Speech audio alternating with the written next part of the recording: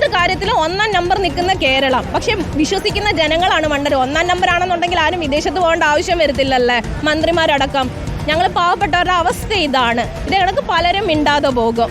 ഞങ്ങൾ ഇതേ കണക്ക് മിണ്ടാതെ ഇപ്പോൾ ഇവിടെ വന്ന് നിൽക്കും. ഇതേ കണക്ക് വേറെ ഏതെങ്കിലും രോഗികൾക്ക് അവസ്ഥ വരും. ഇതൊക്കെ തന്നെയാണ് നടക്കുന്നത്. ഡോക്ടർ അരുൺകുമാർ കേട്ടല്ലോ, ഓരോ കുട്ടിരിപ്പുകാരുടെ അവസ്ഥയാണ് മറ്റൊരു ആശുപത്രിയിലേക്ക് തീർച്ചയായിട്ടും അരുൺകുമാർ, നമ്മൾ സൂപ്രണ്ടിനെ കാണാനുള്ള കാര്യങ്ങളിലേക്ക് എത്തുകയാണ്. എന്തായാലും മഴ ശക്തമാകുന്നു, ഇനിയും ആളുകളെ ഇങ്ങോട്ട് കൊണ്ടുവരാനുണ്ട് എന്നുള്ള വിവരങ്ങൾ അറിയുന്നു. നമുക്ക് അല്പസമയത്തിനകം സൂപ്രണ്ടിന്റെ അടക്കമുള്ള പ്രതികരണങ്ങൾ ലഭ്യമാകുന്നതായിരിക്കും. സൂപ്രണ്ട് എത്തിച്ചേർന്നിട്ടില്ലേ ഒന്ന് ചോദിച്ചു നോക്കാൻ എന്താ അവിടുത്തെ സെക്യൂരിറ്റിയോടോ അവിടുത്തെ ജീവനക്കാരോടോ? ഇപ്പോൾ സമയം 10 മണി കഴിഞ്ഞ് 46 മിനിറ്റായി. സൂപ്രണ്ട് 10 മണിയാകുമ്പോൾ അവിടെ എത്തേണ്ടതല്ലേ? തീർച്ചയായും. മേഡം ഇവിടെ സൂപ്രണ്ട് എത്തിയിട്ടുണ്ടോ? സൂപ്രണ്ട് റൂമിൽ നോക്കണം. എത്താൻ സമയമാകുന്നു ഉള്ളൂ എന്നാണ് പറഞ്ഞത്. 10:45 ഡോക്ടർ അരുൺകുമാർ എത്താൻ സമയമാകുന്നുള്ളൂ എന്നുള്ള. ലണ്ടനിലൊന്നും അല്ലല്ലോ. അല്ല, ഇതിപ്പോൾ ഞാൻ നിൽക്കുന്നത് ഗവൺമെന്റ് വിക്ടോറിയ അല്ല ഡോക്ടർ അരുൺകുമാർ, ഞാനിപ്പോൾ നിൽക്കുന്നത് ഗവൺമെന്റ് വിക്ടോറിയ ആശുപത്രിയിലാണ്. അതായത് കുണ്ട്ര ആശുപത്രിയിൽ നിന്ന്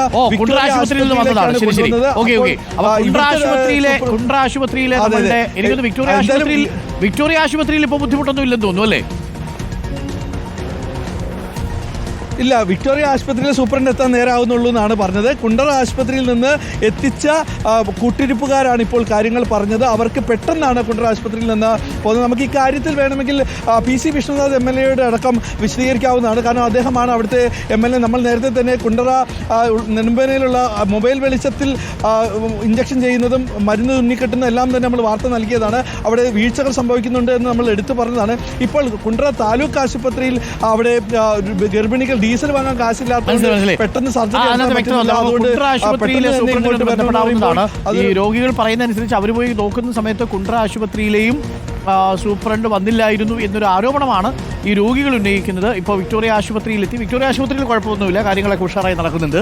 പക്ഷേ കുണ്ട്രയിലെ താലൂക്ക് ആശുപത്രിയിലാണ് ഇപ്പോൾ ജനറേറ്റർ ഡീസൽ ഇല്ലാത്തത് കൊണ്ട് പ്രവർത്തിച്ചില്ല എന്നൊരു ആരോപണം അവർ പറയുന്നത്. ഒന്നല്ല, 2-ലധികം രോഗികളുടെ ബന്ധുക്കളാണ് ഇപ്പോൾ ഈ പരാതിയുമായിട്ട് രംഗത്ത് വന്നിരിക്കുന്നത്. അങ്ങനെ ഡീസൽ ഇല്ലാത്തതിൻ്റെ പുറത്ത് ശസ്ത്രക്രിയ നടത്താൻ പറ്റില്ല, അല്ലെങ്കിൽ പ്രസവം നടത്താൻ പറ്റില്ല എന്നൊരു താലൂക്ക് ആശുപത്രി നിലവാരത്തിലുള്ള ഒരു ആശുപത്രി തീരുമാനമെടുത്താൽ അതിലെന്തോ കുഴപ്പമുണ്ട്. അതെന്തുകൊണ്ടാണ് ചോർച്ചയുണ്ട് എന്നുള്ള വിവരം നേരത്തെ അറിയിക്കാൻ ഒരു ജനറേറ്റർ വാങ്ങിച്ചു വെക്കേണ്ടത്? എമർജൻസി ഓപ്പറേഷൻ വന്നാൽ എന്ത് ചെയ്യും?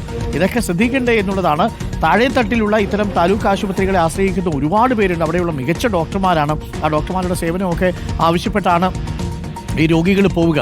ആ സമയത്ത് ഡീസൽ അടിക്കാൻ പൈസ ഇല്ല എന്ന് പറഞ്ഞു എന്നാണ് ഈ രോഗികൾ പറയുന്നത്. അങ്ങനെയാണെങ്കിൽ ഇത് തീർച്ചയായിട്ടും ആരോഗ്യവകുപ്പ് അന്വേഷിക്കണം. എന്താണ് കുണ്ട്ര താലൂക്ക് ആശുപത്രിയിൽ സംഭവിച്ചത് എന്നുള്ളതിൻ്റെ ഒരു റിപ്പോർട്ട് തേടുകയും വേണം. കുറ്റക്കാരാണെങ്കിൽ ആരാണെങ്കിലും അനാസ്ഥകളാണ്. കാര്യം ഏതെങ്കിലും തരത്തിൽ വിക്ടോറിയ ആശുപത്രി കൊണ്ടുപോകുന്നതിനിടയ്ക്ക് ഇവർക്ക് എന്തെങ്കിലും സംഭവിച്ചാൽ ആരിതിന് ഉത്തരവാദിത്വം വഹിക്കും? ആര് ഉത്തരവാദിത്വം ഏൽക്കും? പ്രധാനപ്പെട്ട ചോദ്യമല്ലേ. എന്തായാലും ആരോഗ്യവകുപ്പ് ഇക്കാര്യത്തിൽ അന്വേഷണം നടത്തി കൃത്യമായ വസ്തുത പുറത്തു കൊണ്ടുവരണം.